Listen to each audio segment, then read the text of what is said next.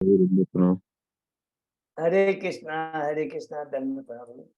बहुत बहुत धन्यवाद रोहिणी माता जी को, बहुत सुंदर किया। और हमारे अज्जय पदार्थ प्रबुद्ध को बहुत सुंदर। आज उन्होंने मायापुर के हमारे राधा माधव पंचतत्व नरसिंह भगवान का दर्शन का बहुत बहुत धन्यवाद प्रभु को। सभी भक्तों को धन्यवाद कीर्तन में भाग लेने के लिए। अभी हम लोग मंगलाचरण करते हैं। ओम अज्ञानतिमिरान्धस्य ज्ञानाञ्जनशलाकया चक्षुरुन्मीलितं येन तस्मै श्रीगुरुवे नमः। श्रीचैतन्य मनोभीष्टं स्थापितं येन भूतले स्वयं रूप कदा मह्यं ददाति स्वपदान्तिकं।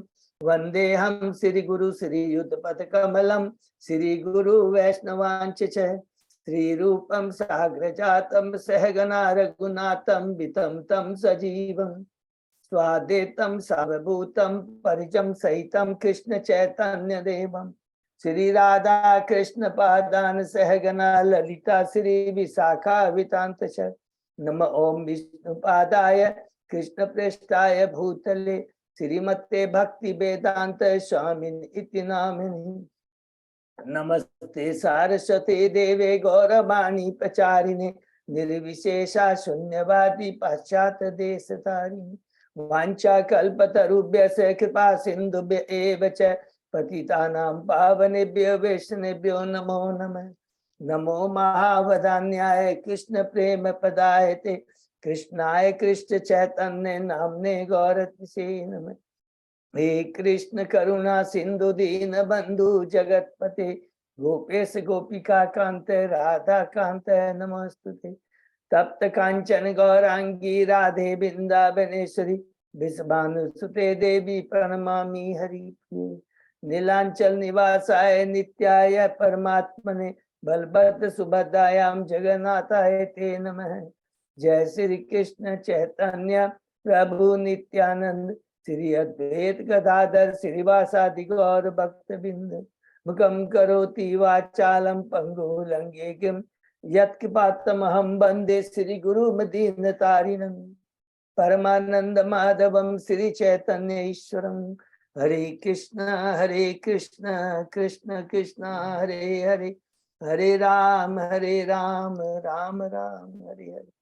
श्री श्री मंगलाचरण की जय, श्रीला प्रभुपाद की जय। हरे कृष्णा। आज के इस भागवतम चर्चा में सभी भक्तों का आमंत्रण है, अभिनंदन है। सभी भक्तों के चरणों में मेरा सादर दंडवत प्रणाम है।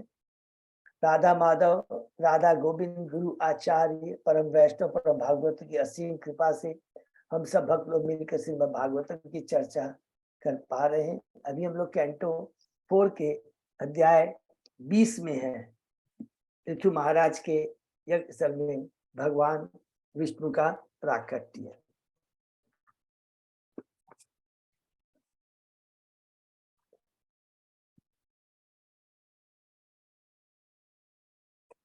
इसके पहले हम लोगों ने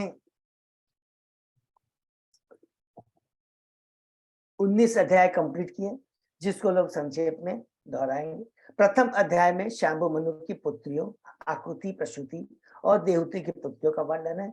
दूसरे अध्याय में किस प्रकार दक्ष भगवान शिव को अपमानित करता है, शीर्षक है दक्ष का शिव को शाप।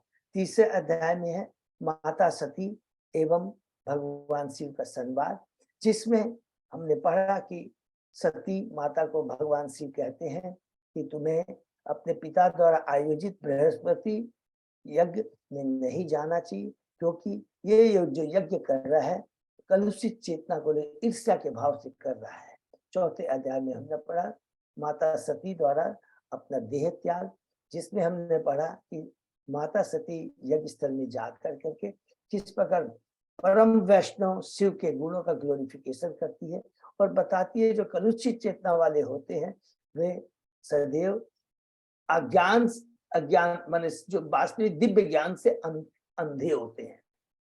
अंधे होते हैं क्योंकि अपनी अपनी कलुषित चेतना के कारण परम वैष्णव के गुणों को वो नहीं समझ सकते हैं और किस प्रकार अपनी शक्ति से योग शक्ति से अग्नि को उत्पन्न करके अपने शरीर को त्याग देती है। 5वें अध्याय में पढ़ा शिव द्वारा दक्ष के यज्ञ का विध्वंस किस प्रकार वीरभद्र के द्वारा दक्ष के यज्ञ को विध्वंस करते हैं और यज्ञ का दक्ष का धड़ काट के किस प्रकार उसकी आहुति दी जाती है।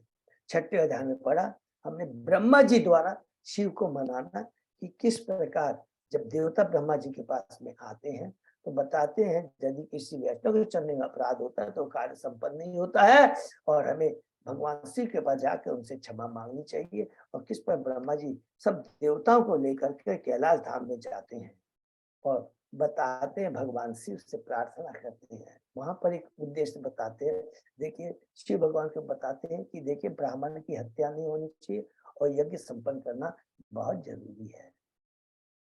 7वें अध्याय में हम लोग प्रवेश करते हैं। दक्ष द्वारा यज्ञ का संपन्न होना। शिव जी ब्रह्मा जी के आदेश को मान करके यज्ञ स्थल में जाते हैं। दक्ष को बकरे का धड़ मिलता है और जब उसकी चेतना कलुषित चेतना शुद्ध हो जाती है भगवान शिव को ग्लोरीफाई करता है और यज्ञ को संपन्न करता है और उसमें स्वयं भगवान विष्णु आकर करके दक्ष को शिक्षा देते हैं कि शिव और ब्रह्मा मेरे समान है, इनमें कोई अंतर नहीं है। मैं शक्तिमान हूँ, सारे जितनी भी आत्माएं वो शक्ति इंक्लूडिंग देवता। 8वें अध्याय में हम प्रवेश करते हैं। यहाँ से शुरू होता है शांबुमंतु के पुत्र उत्तानपाद की और उसके बाद में हम पढ़ेंगे देवव्रत के बारे में, फिर वंशावली के बारे में। उसके पहले अधर्म ने मूसा के संग ब्याह किया और किस प्रकार कलुषित चेतना वाली संतानें वंशावली वहां से उत्पन्न होती है। इसमें हमने पढ़ा शीर्षक है 8वें अध्याय का ध्रुव महाराज का गृह त्याग और वनगमन, जिसमें ध्रुव महाराज अपनी माता सुनीति से दिव्य ज्ञान प्राप्त करके अपने गुरु नारद जी की कृपा से मधुबन में जमुना नदी के तट पे जाकर करके ओम नमो भगवते वासुदेव का मंत्र का जप करके इस प्रकार वो भगवान को प्रसन्न करते हैं। 9वें अध्याय में प्रवेश करते हैं। ध्रुव महाराज का घर वापस अपने राजमहल को लौटना। उसमें हमने पढ़ा कि किस प्रकार ध्रुव महाराज भगवान की कृपा प्राप्त करके भगवान अपने शंख को उसके मस्तक पर रखते हैं तो भगवान की कृपा से उन्हें दिव्य ज्ञान प्राप्त हो जाता और उस दिव्य ज्ञान के माध्यम से भगवान को ग्लोरीफाई करते हैं और कहते हैं मैंने तो कांच के टुकड़े मान लिए थे लेकिन भगवान ने तो मुझे हीरा दे दिया। भौतिक जगत में जो कुछ भी है असत्य है और जो असत्य चीज होती है वो कांच के टुकड़े के बराबर होती है। जो शाश्वत है एकमात्र भगवान का धाम, भगवान के नाम का गुण रूप जाओगे श्रवण कीर्तन। भक्ति शाश्वत है, भगवान का धाम शाश्वत है जो हमें शाश्वत धाम की प्राप्ति करता है, शाश्वत आनंद की प्राप्ति करता है और वो एक आत्मा का एकमात्र भोजन है।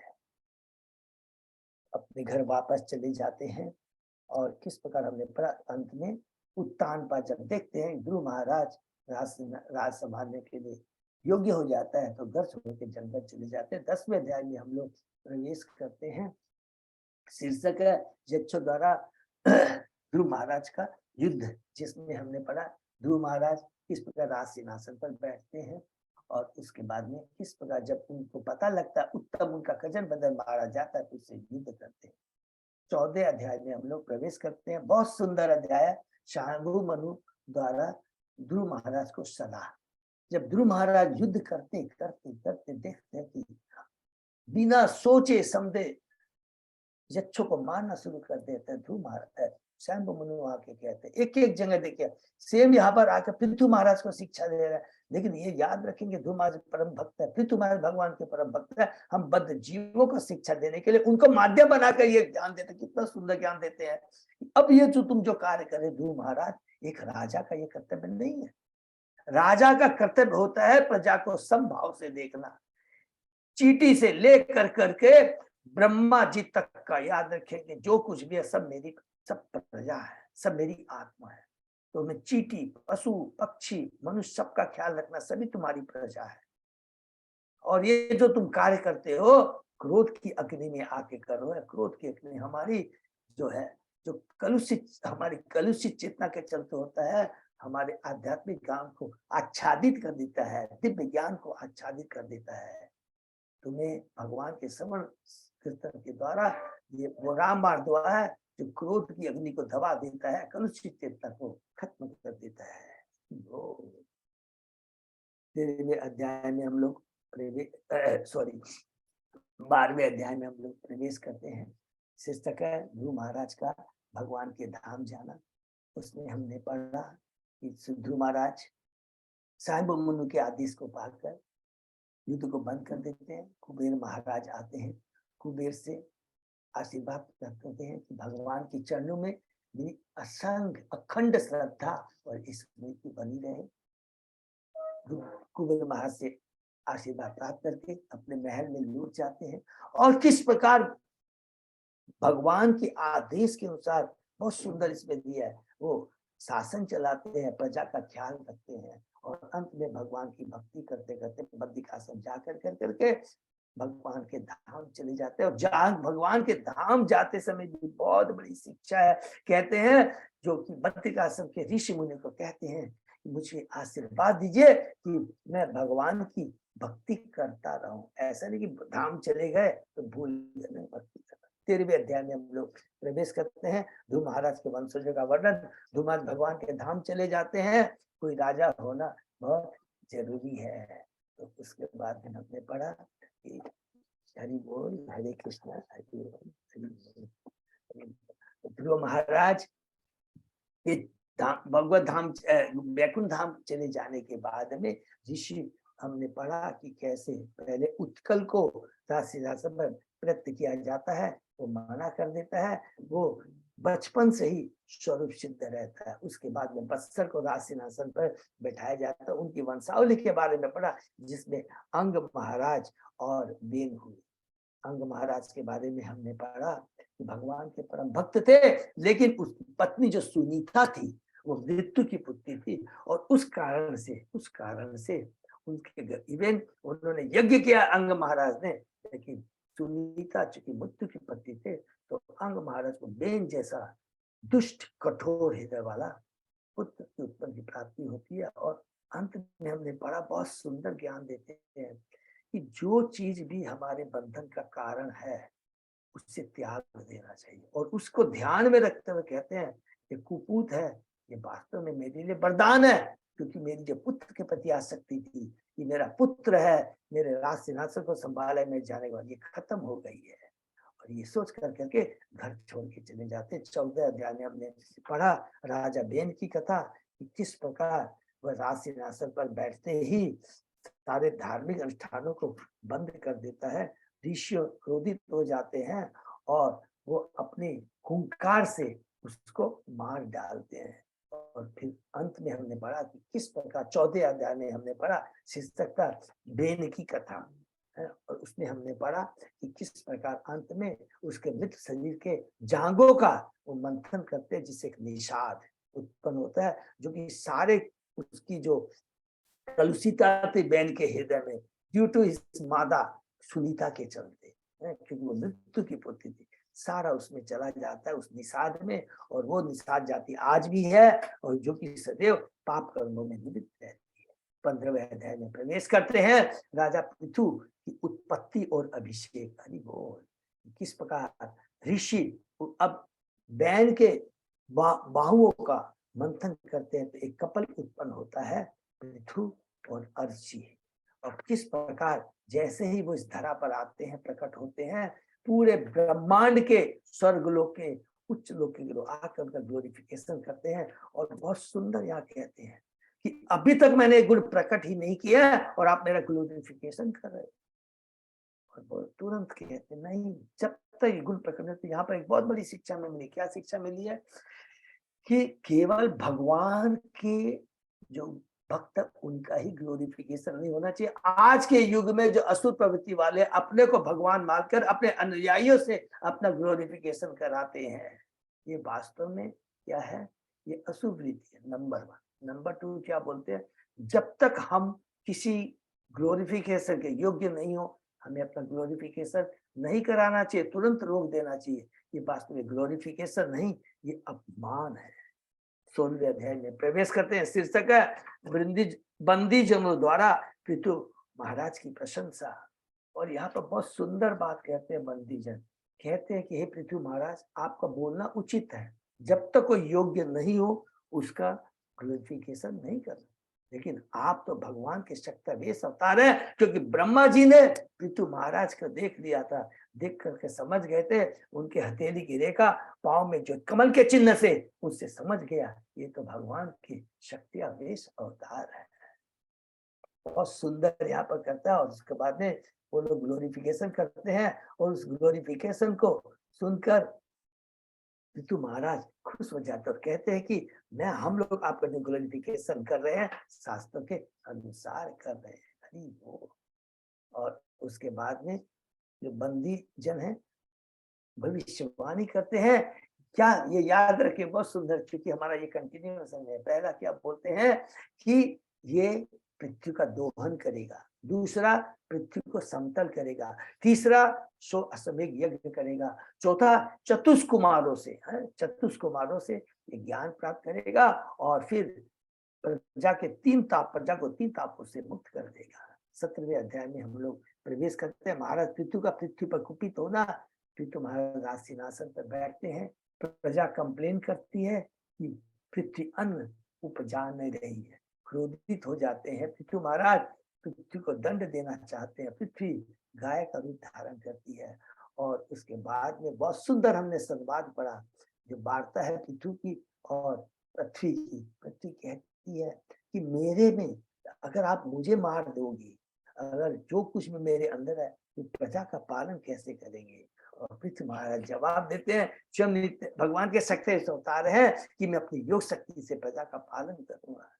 जो कुछ भी है हम सोचते हैं, हम कि भगवान ने मेरे शक्ति, इवन देवता लोग सोचते हैं, हम लोग कभी सोचते हैं अपने प्रारब्ध के साथ यदि हमें यश धन यश मिल जाता है तो कहते हैं ये मेरी तपस्या मेहनत का फल है। पृथ्वी के माध्यम से भगवान यहाँ पर बताते नहीं, जो कुछ है मेरे से ही है। हम सर्वस्व प्रभु मत इति मत्वा भजन्ते मां बुद्धा भाव समन्विता, जो कुछ है मुझसे ही होता है। तो ये सब करके उसके बाद में हम लोग पहुंचते हैं 18वें अध्याय में। शीर्षक है पृथु महाराज द्वारा पृथ्वी का दोहन, कि किस प्रकार हमने पढ़ा श्रुति स्मृति और मानक विधि के माध्यम से। पृथ्वी कहती है पृथु महाराज को, पृथ्वी कहती है किस प्रकार पृथ्वी का दोहन होता है। और हमने बहुत सुंदर पढ़ा, कौन दुहने वाला, कौन बछड़ा, कौन पात्र, और किस किसने क्या प्रोडक्ट निकाला। और अंत में किस प्रकार पृथ्वी महाराज ने पृथ्वी को समतल किया, नंबर 1। और बाद में किस प्रकार ग्राम और नगरों की योजना है। प्रभुपाद जी कहते हैं ये आज का नहीं है कि साइंटिस्ट बोलते हमने डेवलप, नहीं, ये पृथ्वी काल के महाराज से चला आ रहा है।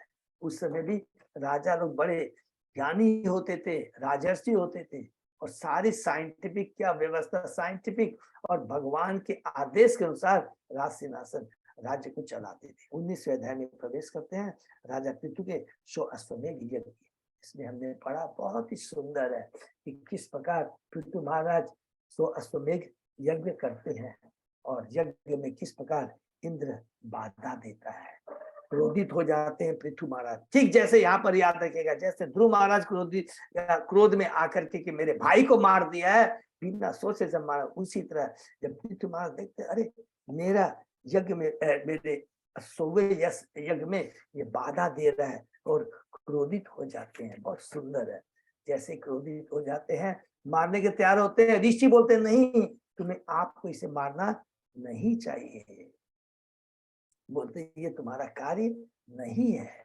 हम स्वयं ही अपने मंत्रों की शक्ति से उसका आह्वान कर कर करके उसका वध, जैसे ही ऋषि लोग इस आह्वान करते हैं इंद्र को बुलाने का, उसकी आहुति देने का, तुरंत ब्रह्मा जी आ जाते हैं।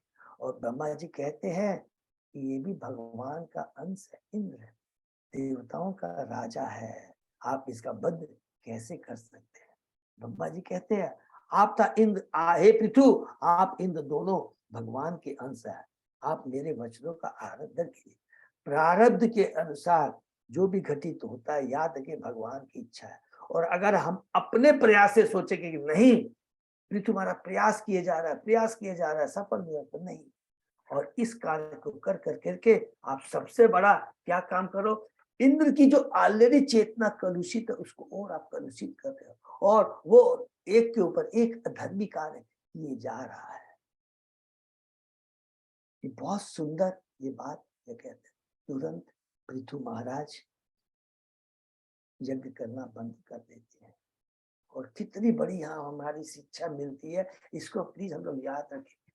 गुरु होता है, गुरु डिसाइड करता है। इवन तो भगवान के जो भक्त हैं, डिवोटी है, उनकी चेतना को देख कर करके वो डिसाइड करके डिसीजन देता है। नहीं तो ब्रह्मा जी आते ही सीधा इंद्र को डांट सकते थे ना, तुम देवताओं का राजा होकर ये सब काम कर रहा है। नहीं, शिक्षा बहुत इंपॉर्टेंट शिक्षा है। गुरु देखता है कि इस समय सिचुएशन को देखिए। किसी को भक्ति में दंड देना बहुत बड़ी चीज नहीं है, चेतना को परिवर्तन करना, transformation of your consciousness is the aim. मैन है कलुषित चेतना को कैसे शुद्ध किया जाए, इसी को ध्यान में रख करके इंद्र को न बोलकर पृथु को बोलते हैं। इसीलिए इंद्र का जो 100 यज्ञ किए, पृथु महाराज के 99 यज्ञ भी इंद्र के 100 यज्ञ से बड़े हैं। क्यों? कि ब्रह्मा जी जानते हैं कि पृथु भगवान के सत्ता है, इसकी चेतना कलुषित नहीं है, इसको बोलना उचित है। और तुरंत पृथु महाराज यज्ञ बंद कर देते हैं। भगवान प्रसन्न होते हैं क्योंकि वो भगवान को समर्पित थे और इंद्र अपनी इंद्र तृप्ति को सेटिस्फाई करने में लगा हुआ था। ये बहुत इंपॉर्टेंट चीज है, ये याद रखिए। और पृथु भगवान को समर्पित था और जब जैसे ही वो यज्ञ बंद कर देता है, भगवान प्रसन्न हो जाते हैं, भगवान विष्णु आते हैं और वो सुंदर बात कहते हैं, देखो मैं इंद्र को साथ में लेके आया हूं क्योंकि ये भी मेरा भक्त है। माया इतनी प्रबल है, चेतना को कलुषित कर देती है। लेकिन भक्त और असुर में ये अंतर होता है, असुर हमेशा ढीठ होता है, अपने को भगवान समझता है, भगवान के विरोधी कार्य करता है। लेकिन जो भगवान का भक्त होता है वो अपनी गलती का एहसास कर लेता, पश्चाताप करता है, मेरे साथ में आया है। लेकिन मैं तुम्हें बोलूंगा, तुम कैसे भ्रमित हो गए? तुम तो भगवान के भक्त हो, तुमसे ये आशा नहीं की जाती है कि तुम भ्रमित हो। बुद्धिमान जो व्यक्ति होता है, बुद्धिमान कौन होता है? जो भगवान का परम भक्त होता है। और भगवान का परम भक्त सदैव शुद्ध चेतना में रहता है, न तो वो अपनी चेतना को कलुषित करता है और प्रकृति के गुणों द्वारा जो भी कार्य किए जाता है उससे भ्रमित नहीं होता है। हरि बोल, बहुत सुंदर बात कहते हैं। और इसको बहुत सुंदर ज्ञान देने के बाद में कहते हैं कि हे पृथु, तुम्हारा एकमात्र कर्तव्य, तुम राजा हो। बहुत सुंदर बात कहते हैं कि एक राजा का एकमात्र कर्तव्य है नागरिकों को सुरक्षा प्रदान करना। हरि बोल। और वास्तविक सुरक्षा, भौतिक सुरक्षा तो प्रदान करना ही है, लेकिन वास्तविक सुरक्षा किसको कहते हैं? प्रजा को कृष्ण भावना भावित करना। कहते हैं भगवान स्पष्ट कहते हैं, मुझे यज्ञो तपस्यो योग साधना से प्रसन्न नहीं किया जा सकता, अर्थात केवल भक्ति के द्वारा मुझे प्रसन्न किया जा सकता है। और जो भक्ति करता है उसमें योगी ज्ञानी के जो गुण स्वतः ही आ जाते हैं। इसलिए तुम्हें प्रजा को इस प्रकार प्रसन्न करना है। मैं तुम्हें विदुर से कहते हैं, इस प्रकार समस्त विश्व के जीतने वाले महाराज पृथु ने भगवान के आदेशों को सिरोधार्य किया और भगवान के करके फिर भगवान को ग्लोरीफाई करना शुरू करते हैं। हे भगवान, आप वर देने वालों में श्रेष्ठ हैं। कोई भी बुद्धिमान मनुष्य अपने इन वरों वो वर नहीं मांगेगा। पृथु महाराज कह रहे हैं, बहुत सुंदर कहते हैं, जो प्रकृति के 3 गुणों से मोहकर जीवात्माओं के निमित्त, ऐसे वरदान तो नरक में भी वास करने वाले जीवात्मा को मिलते हैं। आप अपने साथ तादात्म्य प्रदान कर सकते हैं, किंतु मैं ऐसा भी वर नहीं चाहता, न तो मैं भौतिक सुख चाहता, न आप में मर्ज होना चाहता। तो प्रभुपाद जी कहते हैं, कर्मियों की मेंटेलिटी क्या होती है? धन यश प्राप्त करने की, ज्ञानियों की भगवान में तादात्म्य होने की। किंतु जो भगवान का परम भक्त होता है वो सदैव कहते हैं, प्रभु साहब कहते हैं कि वो केवल भगवान की भक्ति चाहता है। फिर तुम्हारा आगे भगवान से कहते हैं, जो हमने लास्ट पढ़ा था, बहुत ही पावरफुल है। हे भगवान, मैं आपसे तादात्म्य की इच्छा नहीं करता क्योंकि इसमें आपके चरण कमलों का अमृत रस नहीं है। इसको नोट कर लेंगे, फिर से याद करेंगे, जो कि ब्रह्म ज्योति में ब्रह्मानंद हम पढ़े हैं 18वें अध्याय के अंदर में कि ब्रह्म आप ब्रह्म सॉरी ब्रह्म ज्योति में भी जाकर के जो ब्रह्मानंद होता है, वो ब्रह्मानंद से भक्ति का आनंद है बहुत ही ज्यादा, करोड़ों अरब गुना ज्यादा उच्च कोटि का होता है। क्यों? ब्रह्म ज्योति में जाकर करके आनंद नहीं मिलता। हो सकता है कि हम 3 गुणों से ऊपर होकर के भौतिक जगत से छुटकारा पा ले, लेकिन आत्मा तो सदैव सक्रिय रहती है। आत्मा को आनंद चाहिए, और वो आनंद भगवान की भक्ति, भगवान के नाम गुण राव का श्रवण करके ही हो सकता है। और इसीलिए ब्रह्म ज्योति में भी जाकर करके ज्ञानियों को कुछ करोड़ों वर्षों के बाद वापस आना पड़ता है। क्या बोलते हैं? मैं तो 10 लाख कान की याचना करता हूं, जिससे मैं अपने शुद्ध भक्तों के मुखारबिंद से अपने आपके चरण कमलों की महिमा का गान सुन सकूं। हरि बोल। जब शुद्ध भक्त भगवान की महिमा का उच्चारण करता है तो वह बहुत ही प्रभावशाली होता है। इसको भी नोट कर लेंगे। जब हम हरि नाम का जप करते हैं, जब भगवान के रूप गुणगान का हम श्रवण स्मरण करते हैं, तो वो जो ध्वनि निकलती है, वो दिव्य ध्वनि बहुत प्रभावशाली होती है। अतः हे भगवान, मैं आपके शुद्ध भक्त के मुखारबिंद से आपके विषय में सुनने का अवसर प्राप्त करने के अतिरिक्त किसी अन्य वर या वरदान की कामना नहीं करता। शुद्ध भक्त की दिव्य वाणी, प्रभुपाद जी कहते हैं, शुद्ध भक्त की दिव्य वाणी इतनी शक्तिशाली होती है कि उसमें जीवात्मा को, बहुत ध्यान से, भगवान के साथ अपने संबंध का स्मरण करने में सक्षम होती है। और भौतिक जगत की कोई भी शक्ति, कोई भी धन, योग्यता हमारी कलुषित चेतना को शुद्ध नहीं कर सकता। और जब तक कलुषित चेतना शुद्ध नहीं होती, हम कौन है, हमारा भगवान से क्या संबंध है, भगवान से हमारा खोया पूरा संबंध कैसे स्थापित कर सकते हैं? नहीं हो सकता, नहीं हो सकता। इस जगत में माया का वशीभूत होने से हमने भगवान के प्रति अपने संबंध को भुला दिया है। जिस प्रकार की गहरी निद्रा में मनुष्य अपने कर्तव्य को भूल जाता है। अतः आध्यात्मिक ज्ञान की दिशा में उन्नति करने के लिए शुद्ध भक्त के मुख से श्रवण की विधि अत्यंत महत्वपूर्ण है। फिर कहते पृथ्वी, यदि कोई शुद्ध भक्तों की संगति में रहकर आपके कार्यकलापों की कीर्ति को एक बार भी सुन लेता है, तो वह शुद्ध भक्तों की संगति को कभी भी नहीं छोड़ना था। नेहा पायो न विद्यति। भगवान की थोड़ी सी अल्प भक्ति करने से इतना महान दिव्य सुख, दिव्य लक्ष्य की प्राप्ति, केवल थोड़ी सी भक्ति करने से। अगर कोई ऐसा नहीं करता, और अगर कोई ऐसा नहीं करता है कि थोड़ा सा भगवान की भक्ति करके इतना बड़ा महान उसे दिव्य फल मिल सकता है, तो बहुत सुंदर बात कहते हैं। तो वास्तव में पशु मनुष्य हो के भी वो मनुष्य नहीं है, वो पशु तुल्य है। आपके महिमा का कीर्तन एवं श्रवण की पूर्णता आपके अनंत कार्यकलापों तथा दिव्य महिमा को धन की देवी लक्ष्मी जी सुनने के इच्छुक रहती। मेरी तो बात छोड़ दीजिए, इवन आपकी अर्धांगिनी लक्ष्मी देवी आपकी महिमा को सुनने की इच्छुक रहती है। प्रभुपाद जी कहते हैं, केवल पशु ही हरे कृष्ण मंत्र के जप के प्रति आकर्षण नहीं दिखाते। बहुत सुंदर बात कहते हैं। मैं कम, फिर लास्ट में कहते हैं जो हमने पढ़ा, मैं कमल धारिणी लक्ष्मी जी के समान सेवा करना चाहता हूँ। प्रभुपाद जी कहते हैं, भक्त सदा भगवान के चरण कमलों की सेवा करना चाहता है, और भगवान भी अपने भक्तों की प्रेमा भक्ति स्वीकार करने के लिए उद्यत रहते हैं। अर्थात यहाँ पर ये बोलना चाहते हैं कि पृथु महाराज, कि मैं जानता हूं मैं आपका परम भक्त हूँ, और लक्ष्मी जी भी आपकी सेवा करती है, मैं भी सेवा करता हूँ, लेकिन प्रायोरिटी आप मेरे को देंगे, क्योंकि मैं आपका शुद्ध भक्त हूँ। भगवान सर्वज्ञाता, सर्वत्र विद्वान, सर्वव्यापी, शक्तिमान, सब कारणों के कारण परम सत्य है, समस्त गुणों का आधार है। फिर तो महाराज दास्य भाव के पद पर स्थित है, प्रभुपाद जी कहते हैं, और लक्ष्मी जी को जगत माता के रूप में देख रहे थे।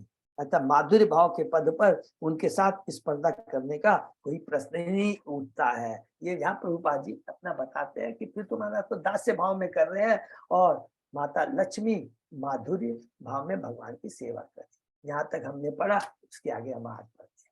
ओम नमो भगवते वासुदेवाय, ओम नमो भगवते वासुदेवाय, ओम नमो भगवते वासुदेवाय।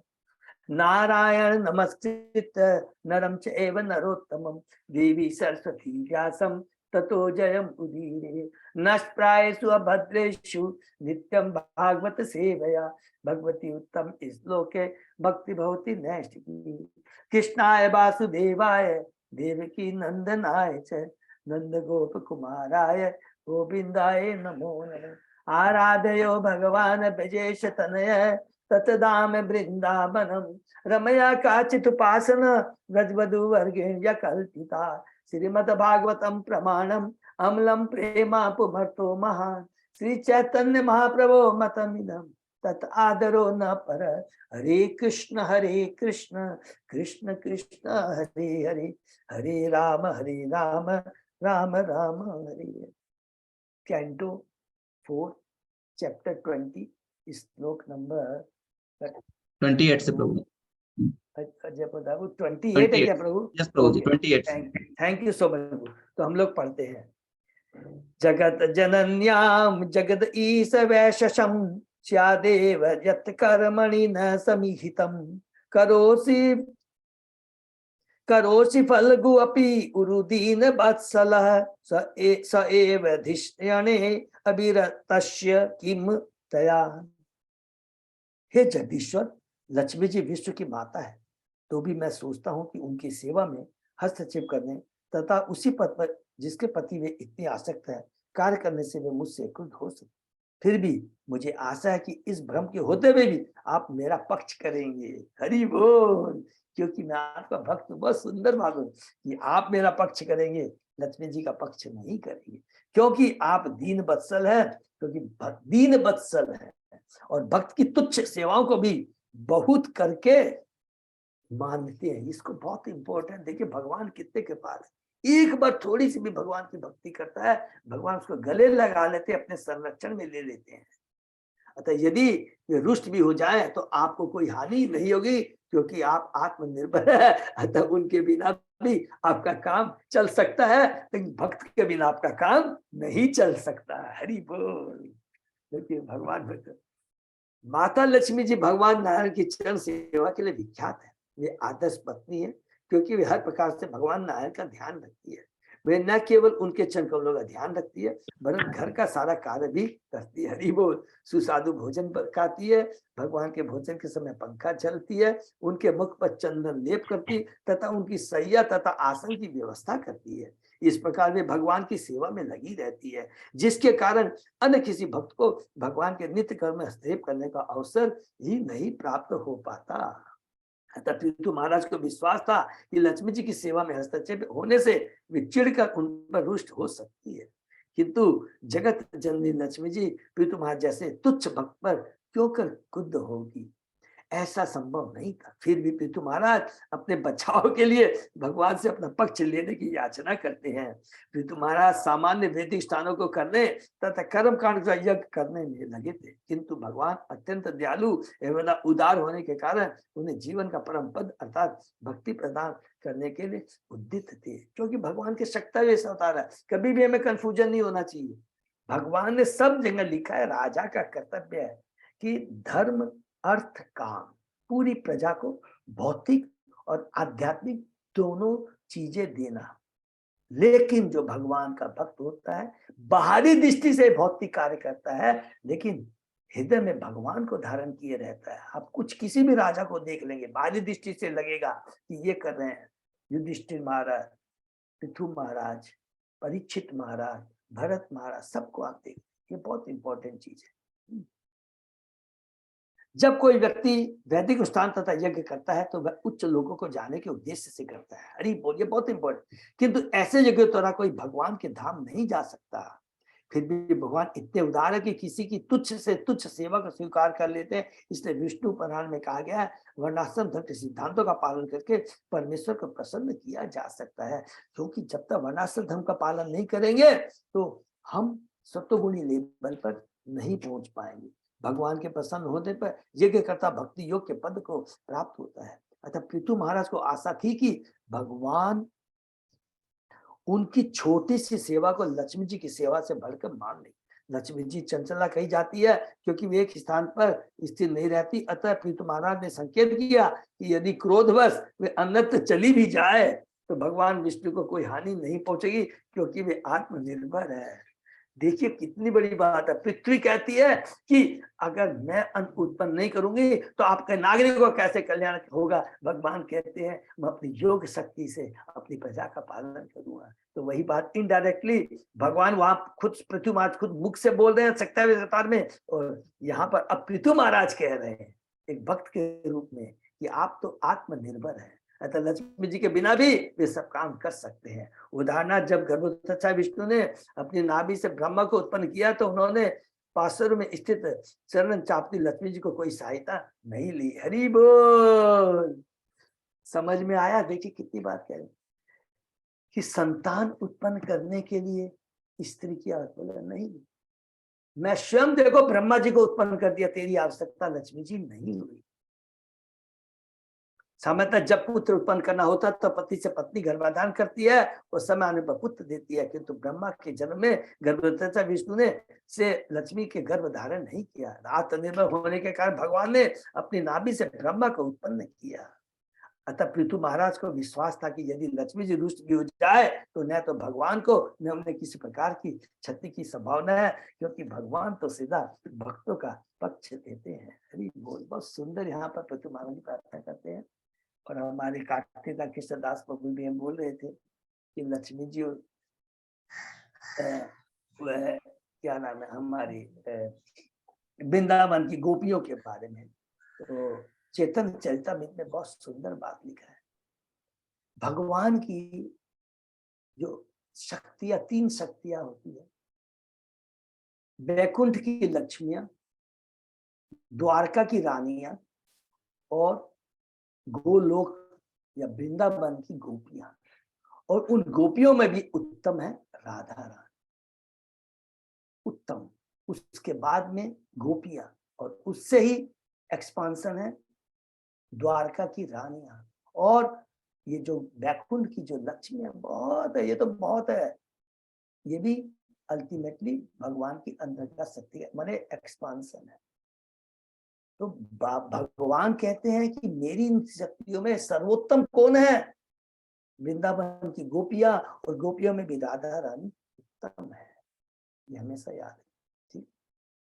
नेक्स्ट, भजंती भजंती अत्वाम अतएव साधवो वयुदस्त माया गुण विभ्रमो दयम भवत पद अनुस्मरणातो दिते सताम निमितम अन्यत भगवान विद्महे। बड़े बड़े मुक्त साधु पुरुष आपकी भक्ति करते हैं, क्योंकि भक्ति के द्वारा ही इस संसार के मोह से छुटकारा पाया जा सकता है, और उसके अलावा कोई अन्य उपाय नहीं है। हे भगवान, मुक्त जीवों द्वारा आपके चरणों की शरण ग्रहण करने का एकमात्र कारण यही हो सकता है कि ऐसे जीव आपके चरण कमलों का निरंतर ध्यान कर सकते हैं। जो भगवान के चरण कमलों को ग्रहण करता है, सदैव भगवान की भक्ति में रहता है, चाहे वो भौतिक जगत में रहे, कहीं भी रहे, सदैव मुक्त रहता है, इन गुणों से ऊपर रहता है। कर्मी लोग दैहिक सुख के लिए सकाम कर्म करते हैं, किंतु ज्ञानी भौतिक सुख की खोज में रुचि नहीं दिखाते। वे समझते हैं कि आत्मा होने के कारण उन्हें इस भौतिक जगत से कुछ भी लेना देना नहीं। आत्म साक्षात्कार के पश्चात परिपक्व बुद्धि वाले ज्ञानी भगवान के चरणों में समर्पित हो जाते हैं। जैसा कि भगवद्गीता में कहा गया है कि अगर नहीं होते हैं तो पुनः भौतिक जगत में उनका आके धमक के पड़ना पड़ता है, और अगर वो भक्ति में लग जाते हैं तो फिर उनको कल्याण हो जाता है। बिना भगवान की भक्ति के न कर्मी, न ज्ञानी, न ध्यानी भगवान के धाम नहीं जा सकता। सिंपल कहानी। जैसे भगवत कहा है, भव नाम जन्म नमति, आत्मसात तब तक पूर्ण नहीं होता जब तक भक्त पद को प्राप्त न हुआ हो। हरि बोल। सिंपली एक ही लाइन। जब तक भगवान की भक्ति नहीं करते, भक्ति पद को हम नहीं अपनाते हैं, भक्ति के मार्ग को नहीं अपनाते हैं, तो हम आत्मसात तक पूर्ण नहीं होता, हमारी आत्मसात पूर्ण नहीं होता। ये देखिए कितना सुंदर वर्णन है। भक्ति से ही हमारा ज्ञान, हमारा लक्ष्य पूरा होता है। ज्ञानियों का ज्ञान पूर्ण नहीं है, ध्यानियों का ध्यान पूर्ण नहीं है, कर्मों का ज्ञान पूर्ण नहीं है। वो तो कर्मी भौतिक भोग चाहते हैं। ज्ञानी भी स्वार्थी होता है, भौतिक जगत से छुटकारा पाता है। ध्यानी भी स्वार्थी होता है, अष्ट सिद्धि पाता है। लेकिन भगवान का भक्त भगवान की प्रेमा भक्ति के लिए लालायित रहता है। उसका कोई भी रंच मात्र भी अपना स्वार्थ नहीं होता है। अतः भागवत में कहा गया कि जो आत्मा राम है वे प्रकृति के गुणों के समस्त दूसरों से मुक्त होते हैं। जब तक मनुष्य प्रकृति के गुणों द्वारा विशेषतः रजो तथा तमो गुणों के द्वारा प्रभावित रहता है तब तक वह लालची तथा कामी बना रहता है। अतः वह कठिन परिश्रम में लगा रहकर अहर्निश कार्य करता है। ऐसे अहंकार से वह एक योनि से दूसरे में घूमता रहता है और उसे किसी भी योनि में चैन नहीं मिलता। ज्ञानी इस तत्व को जानता है अतः वह कार्य करना बंद करके कर्म संन्यास ग्रहण कर लेता है। वो भी नहीं चलेगा, किंतु यह वास्तविक संतोष का पद नहीं है। आत्मसात के पश्चात ज्ञानी की भौतिक बुद्धि उसे भगवान के चरण की शरण ग्रहण करने के लिए मार्ग दिखाती है। तब वह निरंतर भगवान के चरण कमलों के ध्यान में मग्न रहने लगता है। अतः पृथु महाराज ने यह निष्कर्ष निकाला कि उन्होंने भक्ति पद ग्रहण कर लिया है, उन्हें जीवन का परम लक्ष्य प्राप्त हो चुका है। यदि मुक्ति अपने में अंत होती तो मुक्त व्यक्ति द्वारा भक्ति ग्रहण करने की आवश्यकता नहीं पड़ती। हरि बोल, इसको अंडरलाइन कर लेते। अगर ज्ञानी को जो मुक्ति मिल गई है तो फिर वो भक्ति क्यों करेगा? क्योंकि उसको मालूम है मुक्ति में भी क्या है, आनंद नहीं है। और आनंद तो जब तक एक दो जन नहीं हो, रेसिप्रोकेशन जहां नहीं होता है, वो आनंद कहाँ मिल सकता है। दूसरे शब्दों में भगवान के चरण की भक्ति से प्राप्त होने वाला आनंद आत्मसात से प्राप्त आनंद अर्थात आत्मानंद से आनंद कई बार ब्रह्मानंद इसको लिखते, ब्रह्मानंद आनंद से भक्ति का आनंद कई गुना बढ़कर है। अतः पृथु महाराज ने निश्चय किया कि वे केवल भगवान की महिमा का श्रवण करेंगे और इस पर भगवान के चरण कमलों में अपने मन को लगाएंगे। यही जीवन की परम सिद्धि है। मन्ये गिरम ते जगताम विमोहिनीम वरम वृष्णिश्रवेति भजन्त माते यत वाचानुतंतया यदि ते जनो असितः कथम पुनः कर्म करोति मोहितः। हे भगवान, आपने अपने शुद्ध भक्त से जो कुछ कहा है वह निश्चय अत्यंत मोह में डालने वाला है। आपने वेदों में जो लालच दी, हरि बोल, वे शुद्ध भक्तों के लिए उपयुक्त नहीं। आपने वेदों में जो लालच दी, इसको भी अंडरलाइन कर लेगी कि मैं उस लालच में फंसने वाला। क्या? अच्छी पत्नी चाहिए तो इसकी पूजा करो, धन चाहिए तो इसकी पूजा चाहिए, शक्ति चाहिए तो इसकी पूजा। मैं उस चक्कर में पड़ने वाला नहीं हूँ। वे शुद्ध भक्त के लिए उपयुक्त नहीं है। सामान्य लोग वेदों की अमृतवाणी से बंधकर कर्म फल से मोहित हो पुनः पुनः सकाम कर्मों में रत रहते हैं। वेदों में जो बताए गए हैं बहुत सिंपल। पूरी गीता में भगवान ने बार बार कहा है और भागवतम में प्रभुपाद जी ने भगवान क्या बोलना चाहते वेदों में जो धर्म अर्थ काम के बारे में, उसका पूरा चीज तो मतलब तो समझो। उद्देश्य, अल्टीमेट उद्देश्य भगवान क्या बोलते हैं कि इस तरह के अगर कार्य करोगे तो सभ्य मनुष्य बने रहोगे, छीनावाड़ी नहीं करोगे कि वो उसको नहीं, तुमको ये चीज चाहिए, कोई बात नहीं है, जो शास्त्र के अनुसार तुम कार्य करो तुमको वो चीज मिल जाएगी, छीना झपटी से नहीं चलेगी। लेकिन ये प्राप्त करने के बाद भी तुम्हें शांति नहीं मिल सकती। लक्ष्य क्या है? भगवान को प्राप्त करना, भौतिक जगत से छुटकारा पाना। ये तो तुमने जो भी यज्ञ किए हैं अपनी भौतिक इंद्रिय की तृप्ति के लिए किया है, और भौतिक इंद्रिय तृप्ति भौतिक जगत में ही मिलेगी, और वो जन्म मृत्यु जरा व्याधि के से हमें मुक्त नहीं कर सकते।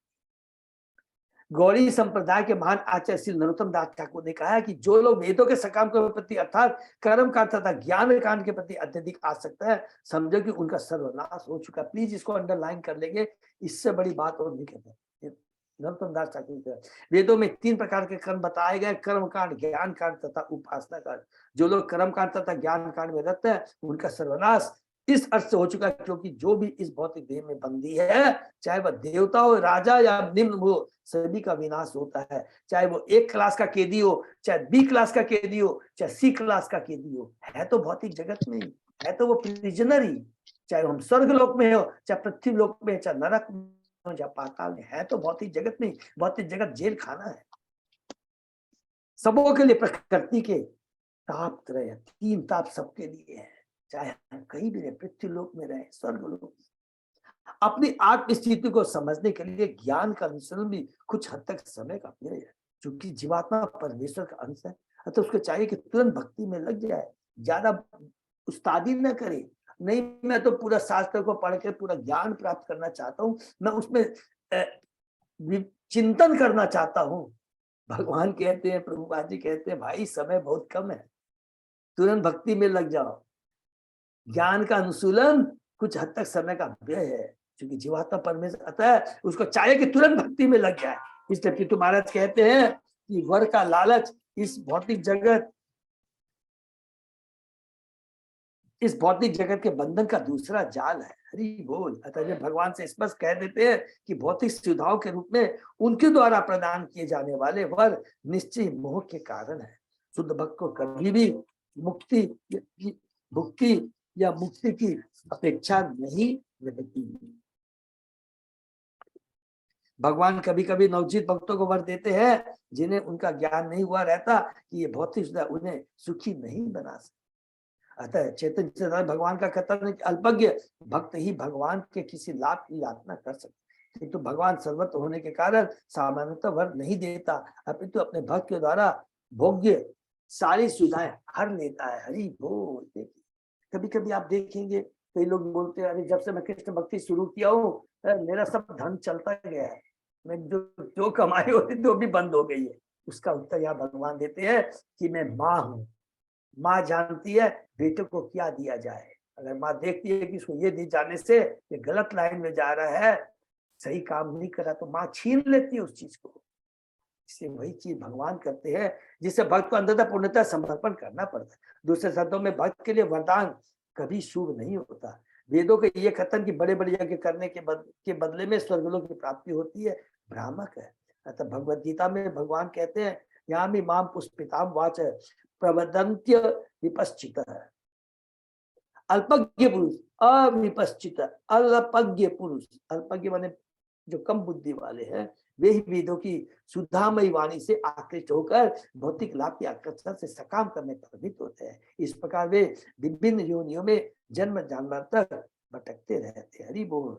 तो माया जन ईश खंडितो यदन्य दासा यदन्य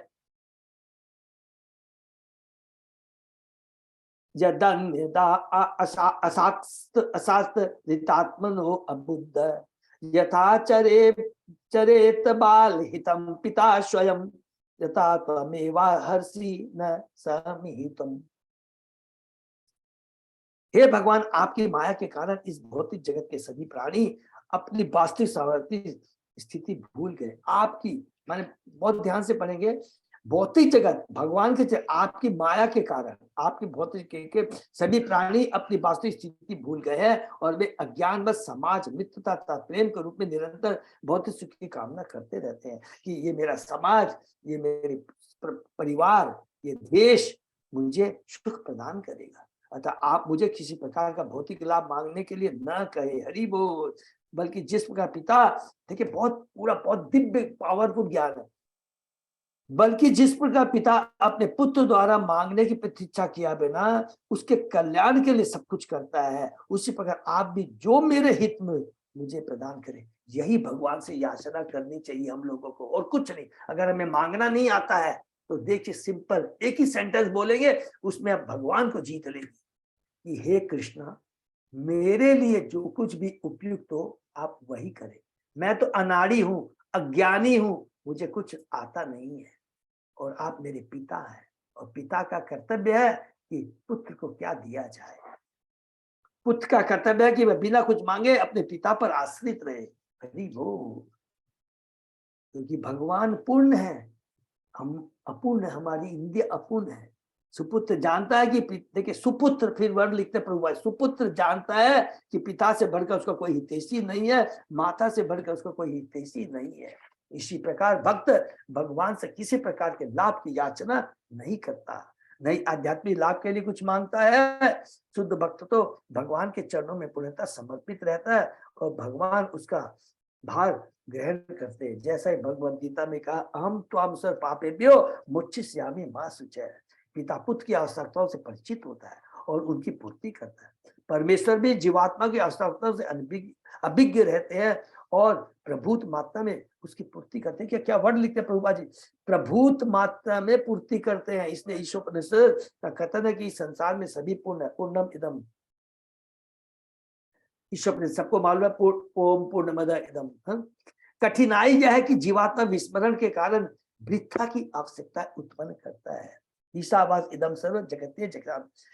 कठिनाई यह है, इसको नोट कर लेंगे, कि जीवात्मा विस्मरण के कारण वृथा की आवश्यकता उत्पन्न करता है और अपने आप को कर्मों में बांध लेता है कि नहीं, ये चीज नहीं है, हमको और मिलता है, हम और चेष्टा करते हैं, और इसी प्रकार भौतिक सुविधाओं के लिए आविष्कार पर आविष्कार होते जाते हैं और हम ज्यादा और बार बार उसमें ज्यादा फंसते चले जाते हैं, पूरे हम लोग उस पर पैरासाइट हो जाते हैं, पूरा आश्रित हो जाते हैं। परिणाम यह होता है कि जन्म जन्मांतर कर्मों का अंत नहीं मिल पाता। हमारे समक्ष नाना प्रकार की जीवात्मा है, उनमें से प्रत्येक देहांतर तथा कर्म में फंसी हुई है। एक शरीर से दूसरा शरीर, हमारा एकमात्र कर्तव्य है कि हम श्री भगवान की शरण ग्रहण करें और उन्हें सारा भार संभालने दें, क्योंकि जो हमारे लिए शुभ है उससे वे परिचित है। पुनः फिर यहाँ पर प्रभुपाद जी कहते, अतः पितृमार भगवान से कहते हैं कि प्रथम पिता के रूप में जो कुछ पितृ के लिए लाभप्रद हो वही वर दे। जीवात्मा की यही पूर्ण स्थिति है। इसे शिव चैतन्य महाप्रभु अपने शिक्षा में हमें उपदेश देते हैं। न धनम न जन्म न सुंदरी कविता व जगदीश काम है मम जन्मनि जन्मनीश्वरे भक्तात भक्ति अहेतु की। हे परम शक्तिमान भगवान, मैं न तो धन संग्रह करना चाहता हूँ, न मुझे सुंदर स्त्री का भोग करने की इच्छा है, और न मुझे अनेक अनुयायी चाहिए। मुझे तो जन्म जन्मांतर आपकी अहेतु की भक्ति चाहिए। निष्कर्ष यह निकला कि शुद्ध भक्त को न तो भक्ति से किसी प्रकार के भौतिक लाभ की कामना करनी चाहिए और न कर्म या दार्शनिक चिंतन के द्वारा मोहग्रस्त होना चाहिए। उसे निरंतर भगवान की सेवा में लगे रहना चाहिए। यही जीवन की चरम परिणति है। हरि बोल। यहाँ पर प्रभुपाद जी बहुत क्लियर शब्दों में पूरा बता देते हैं। हमें मांगना नहीं आता, पिता जानते हैं। पूर्ण रूप से पिता पर हम आश्रित रहेंगे तो स्वयं भगवान हमारे जो उपयुक्त है वो कर दे। भगवान परम कृपालु है। भौतिक जगत में हम जिद करके भी आते हैं तो ऐसा नहीं भगवान हमको नकार देते हैं, सारी भौतिक व्यवस्थाएं करते हैं। स्वयं परमात्मा के रूप में आते हैं। इतना ही नहीं, गुरु के रूप में आचार्यों को, गुरुओं को, नारद जी गुरु जैसे लोगों को, मैत्रेय मुनि, नारद मुनि, विदुर जी, इस जैसे महान आचार्य भक्तों को साथ में भेजते हैं। तो भगवान कितने कृपालु।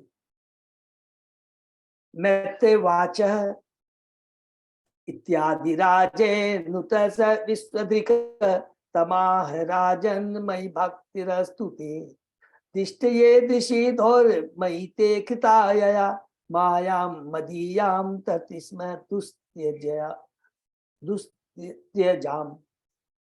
मैत्रेय ऋषि ने कहा कि ऋतु महाराज की प्रार्थना सुनकर ब्रह्मांड के देखे, अब यहाँ पर उनकी प्रार्थना खत्म होती है पृथु महाराज की। अब मैत्रेय मुनि विदुर जी को बता रहे हैं। मैत्रेय ऋषि ने कहा विदुर जी को कि पृथु महाराज की प्रार्थना सुनकर ब्रह्मांड के साक्षी भगवान ने राजा को इस प्रकार संबोधित किया, हे राजन, तुम्हारी मुझ में निरंतर भक्ति बनी रहे, ऐसे शुद्ध उद्देश्य से जिससे तुमने बुद्धिमता पूर्वक व्यक्त किया है दुर्लभ माया को पार किया जा सकता है। प्लीज इसको अंडरलाइन कर लेंगे। ऐसे शुद्ध उद्देश्य से जिसे तुमने बुद्धिमता पूर्वक व्यक्त किया है। जो भगवान का भक्त होता है, बुद्धिमान कौन है? बुद्धिमान होता है जो जानता है कि मैं कौन हूं, मेरा भगवान से क्या संबंध है, भगवान के प्रति मेरा क्या कर्तव्य है। दुर्लभ माया को पार किया जा सकता है। भगवद गीता में भी इसकी पुष्टि भगवान ने की है, माया दुर्लभ है। कोई भी कर्म ज्ञान तथा योग द्वारा माया से पार नहीं पा सकता। इससे पार करने का एकमात्र साधन भक्ति है। जैसा कि भगवद गीता में भगवान ने स्वयं कहा है, माँ में ये प्रबंधनते माया तेराम देवी हे सा गुणमयी मम माया दुरत्या। यदि कोई भव सागर को पार करना चाहता तो भक्ति के अतिरिक्त कोई दूसरा विकल्प नहीं है। अतः भक्त चाहे स्वर्ग में रहे या नरक में, उसे कभी भी किसी भौतिक पद की इच्छा नहीं रहनी चाहिए। शुद्ध भक्त को सदैव भगवान की सेवा संलग्न रहना चाहिए, क्योंकि वही उसकी वृत्ति है। इसको भी अंडरलाइन है, यही उसकी वृत्ति है। जीवेर स्वरूप होए कृष्ण नित्य दास, अर्थात वो दास है और वो भगवान की सेवा के लिए ही बना है और उसी में उसका कल्याण है। और यही हमने पढ़ा था, इससे उच्च पद और कोई नहीं हो सकता। मैं भगवान का दास हूं, इससे बड़ा पद नहीं होता है। ये बहुत इंपॉर्टेंट चीज है। इस स्थिति में पांव जमाकर प्रकृति के करते नियमों पर विजय पाई जा सकती भक्ति है।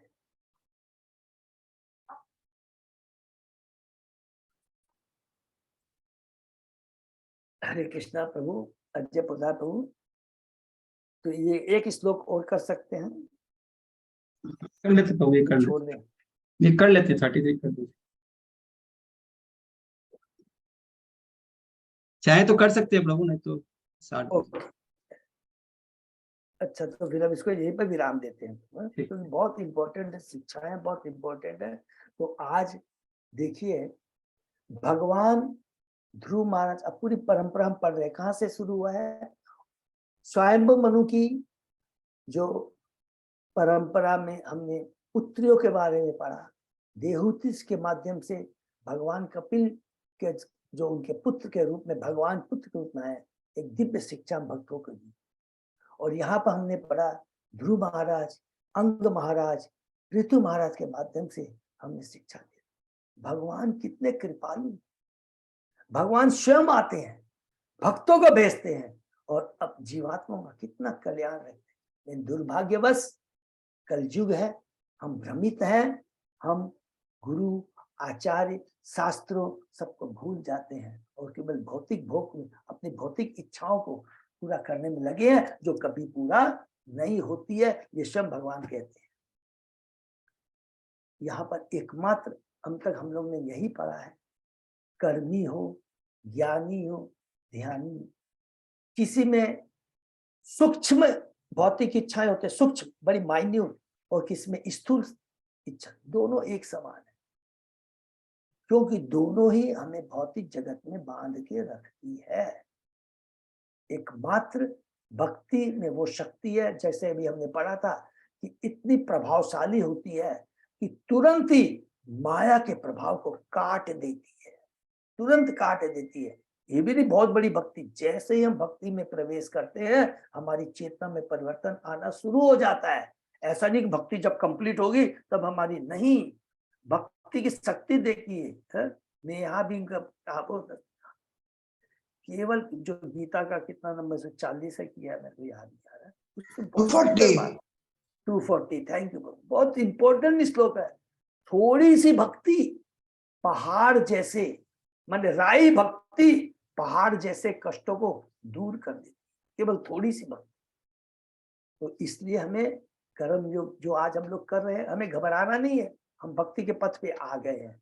लेकिन कंडीशन एक ही चीज है, जो पृथु महाराज ने, जो ध्रुव महाराज ने कहा क्या है, जिसको हम लोग याद करेंगे क्या, मैं जो आपको कह रहा हूं आपकी भक्ति कर सकूं, उसमें कंडीशन डाल दिए है। बोले मैं, आपने कहा भगवान का भक्त बहुत चतुर होता है, क्या? मुझे भक्तों का संग चाहिए, शुद्ध भक्तों के संग में बीच में रहकर आपकी भक्ति कर सकूं। कहीं भी ये नहीं लिखा कि मैं अकेले में जाकर, एकांत में जाकर आपकी भक्ति करूं। शुद्ध भक्तों के बीच में रह कर करके हम भक्ति कर सकते हैं। ये चीज कब बता रहे पृथु महाराज? कलयुग की बात, उस कलयुग में नहीं, यहाँ कलयुग की बात करें तो कलयुग में चेतन महाप्रभु आकर के बताते हैं भक्तों का संग कितना जरूरी है। इसलिए हमेशा हमेशा प्रयत्न ये रहना चाहिए कि भक्तों के बीच रह करके भक्ति करें। और भक्तों के बीच रहने से, भक्ति करने से क्या होता है, एक तो होता है क्या, भक्ति हमारी सुरक्षित रहती है, असुर तत्व आकर भक्ति को डिस्टर्ब नहीं करें। और दूसरा क्या होता है कि भक्तों की कृपा मिलती है, और जब भक्तों की कृपा मिलती है, भक्तों का संग होता है, भगवान की जब भक्ति होती है तो सेवा भाव जागृत होता है।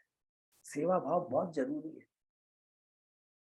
सेवा भाव का मतलब क्या हो गया कि भगवान के जो आदेश है दूसरे भक्तों में प्रचार करना, और दूसरे भक्त में प्रचार का मतलब गुरु की सेवा करना है, शुद्ध भक्तों की सेवा करना है। बहुत पावरफुल।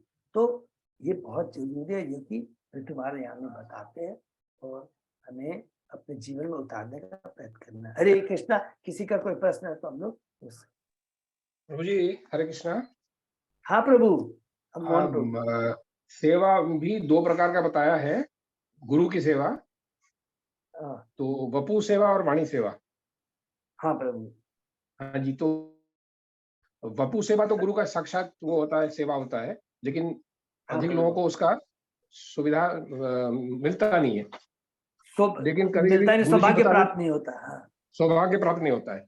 लेकिन गुरुजी बता देते हैं जाओ प्रचार करो, हाँ, तो वो वाणी सेवा हो गया। गुरुजी ने जो कह दिया उस पर काम करना, तो वो सब कर सकते हैं।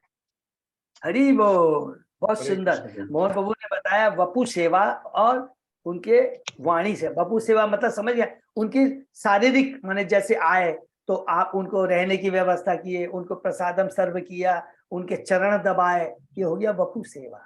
और वाणी सेवा, हरि बोल। प्रभु पाद जी ने लेकिन देखिए प्रभु भक्त।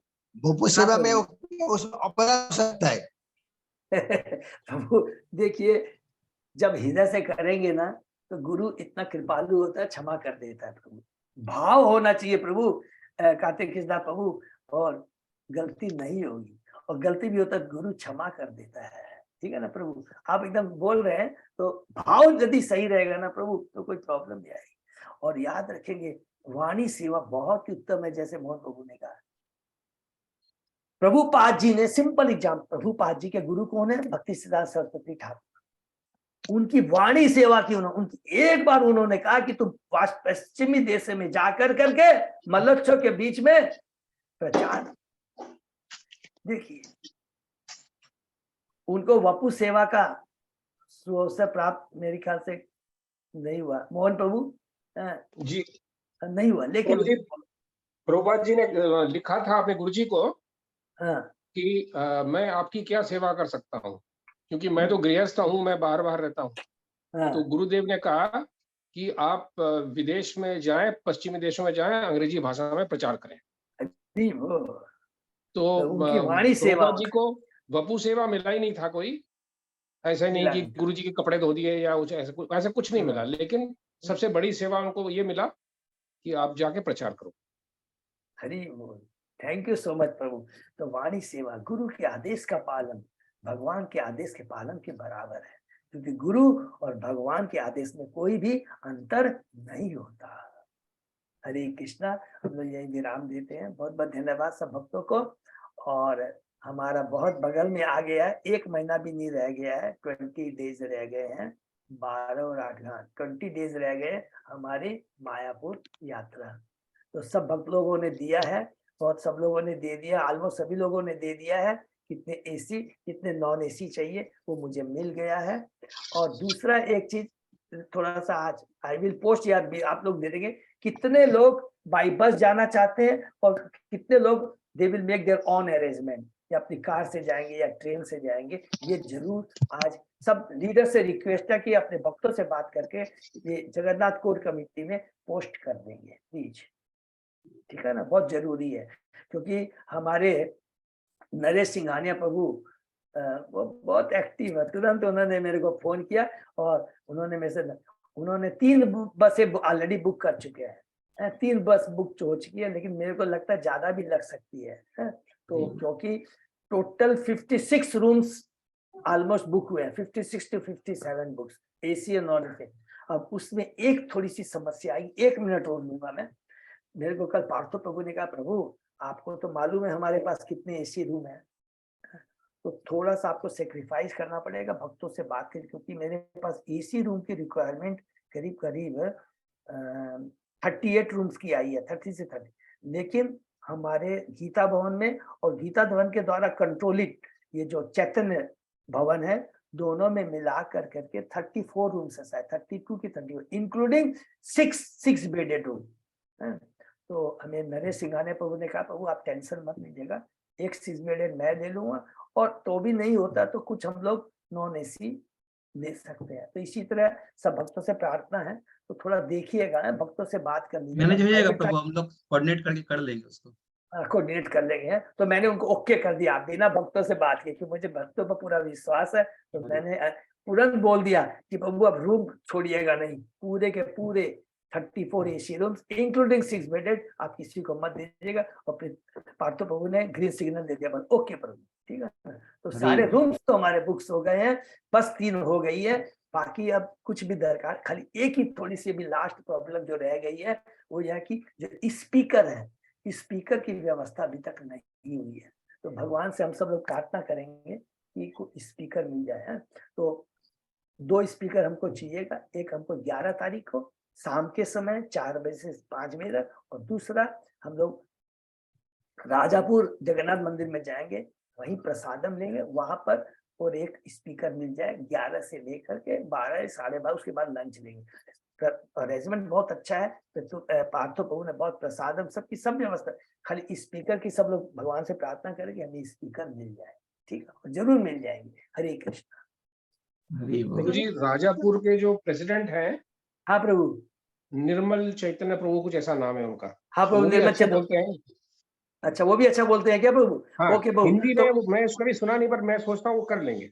हरि बोल, थैंक यू सो अगर मच फॉर योर प्रभु। वो एग्री कर जाए, उनका नंबर वगैरह आपको चाहिए होगा क्या? आप मैं दे देखता दीजिए, हूँ। और मैं नहीं तो पार्थो प्रभु से ले लो, आप भी दे दीजिए तो अच्छा ठीक है, रहेगा। ठीक है, ठीक है। हाँ, हाँ, क्योंकि अब मेरे को अब याद आ गया, क्योंकि उन्होंने मेरी रिक्वेस्ट पर प्रसादम दिया था। पिछली बार हम लोगों ने जो इतना सुंदर जो राजापुर में प्रसादम उन्होंने ही अरेंज किया नहीं था। करें। निर्मल चैतन्य, हरि बोल, थैंक यू, उनका भी कर लेंगे। और दूसरा हमने पद्म नयन प्रभु, जो कौन डायरेक्टर है ना हमारे प्रभु मायापुर एजुकेशन इंस्टीट्यूट के, उनके भी अप्रोच किया है, पार्थो प्रभु को बोला। और दूसरा हिज होलीनेस भक्ति विजय भागवत महाराज, उनको भी रिक्वेस्ट किया है, क्योंकि सब लोग बाकी सब बाहर हैं। भक्ति प्रचार परिव्राजक महाराज, भक्ति पुरुषोत्तम महाराज, गुरु, सब लोग बाहर हैं, कोई नहीं, सब बाहर चले जाएंगे। 9 तारीख को सब बाहर चले जाएंगे। तो मैंने पकड़ने की चेष्टा किया, उन्होंने कहा नहीं प्रभु, ऑलरेडी हम लोगों का वहां पर 6 महीने पहले प्रोग्राम हुआ। फिर उन्होंने एक मेरे को भक्ति पुरुषोत्तम महाराज ने कहा, अद्वैत महाराज प्रभु, अगर आपको भक्तों का संग चाहिए तो 6 महीना पहले प्रोग्राम बताएंगे। तो एक हमारे एक बहुत बड़ी शिक्षा हो गई कि हम लोगों को भी प्रोग्राम 6 महीना पहले बनाना पड़ेगा। आप विश्वास कीजिए, रूम्स भी कल पार्थो प्रभु ने मेरे को बोल दिया, प्रभु प्लानिंग करना तो 6 महीना पहले प्लानिंग। तो हम लोगों को 6 महीना पहले प्लानिंग करनी पड़ेगी। ये एक बहुत बड़ा हमारे लिए शिक्षा नॉलेज, ठीक है ना। हरे कृष्णा। तो ये प्रोग्राम देखते हैं। प्रभु जी, विजय गोविंद प्रभु जी लोग भी शायद 15 जन जाएंगे बोल रहे थे। कौन इनके? हाँ प्रभु, माता जी बोला था उन्होंने, मैंने मना कर दिया, नहीं हो पा रहा है। तो उन्होंने मेरे को कहा कि रूम दीजिए, लेकिन नहीं हो पा रहा। कल मैंने उनको मैसेज, फिर उन्होंने कहा ईश्वरध्यान भवन में भी कर दीजिए। तो ईश्वरध्यान भवन में भी केवल 4 रूम है, 4 रूम है, 3 की 4 रूम। तो मना, फिर मैंने कहा, फिर वो बोले ठीक है मैं सोच के बताता हूँ। तो देखिए क्या करें, अगर अपने रूम में कुछ एडजस्ट हो जाता देखता हूँ, लेकिन माता जी नहीं हो पाया, सॉरी, ठीक है ना मीनू माता जी। हाँ प्रभु जी। हरे कृष्णा। ये पे विराम देते सब। हरे वाह, सही भक्तों का बहुत बहुत धन्यवाद। तो आज का सेशन यही विराम देते हैं, फिर कल सुबह 7 बजे। हरे कृष्ण। कृष्ण प्रभु, धन्यवाद। धन्यवाद।